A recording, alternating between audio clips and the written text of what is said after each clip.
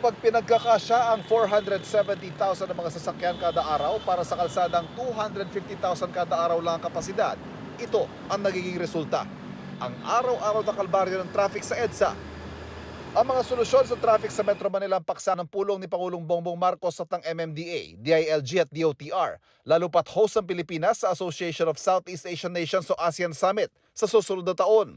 Ginagawa na po yung timetable at yung preliminary traffic management plan na para po sa rehab ng EDSA.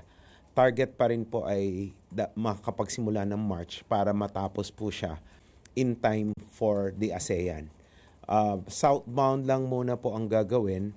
Isa pa sa mga solusyon ipatutupad na ang pagtanggal sa U-turn slot sa C5 Kalayaan na papalitan ng underpass.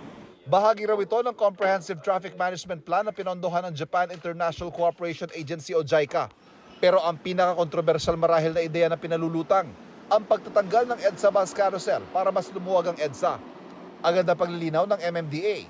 Gagawin lamang ito kapag naitaas ang kapasidad ng MRT3 at ang malilibreng linya.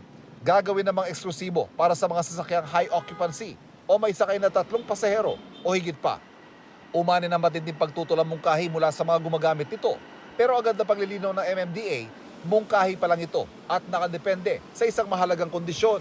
Sa sitwasyon ko, hindi kasi malaking bahagay sa akin yung EDSA bus carousel eh.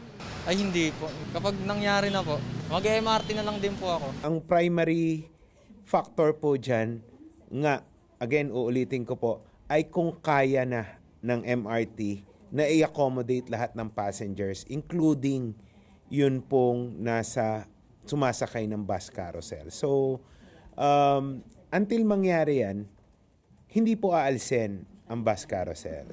Isa pang naisip na paraan para umiwas sa pakikipagsiksikan sa EDSA mga motorista, ang congestion fee na mayahalin tulad sa toll sa EDSA sa tuwing rush hour. Pero mismong Pangulo raw ang nagsabing maaaring hindi pa ito napapanahon. Pwede lamang yan kung may alternatibo na, kung efficient na yung mass transport natin. Kasalukuyan namang dumadaan sa konsultasyon sa mga lokal na pamahalaan, ang mungkahi ng MMDA na i-adjust ang oras ng trabaho ng alas 7 ng umaga hanggang alas 4 ng hapon sa mga tanggapan ng gobyerno. 300,000 kawani raw ng mga commuter ang mauusugang oras ng pagko-commute sa mungkahing ito. Pero kailangan pa rin daw konsultahin ng pribadong sektor at ang publiko na nakikipagtransaksyon sa gobyerno na maaaring maapektuhan sa adjustment na ito. Ang mga polisiya sa pagtugon sa problema sa traffic nanggaling sa mga ahensya ng gobyerno. Pero ano kaya mungkahi ng mga ordinaryong motorista at commuter na araw-araw sumasagupa rito? Mass transport lang talaga eh. Kasi if you look at other countries kasi, they are really investing in MRT. May improve yung mass transport natin.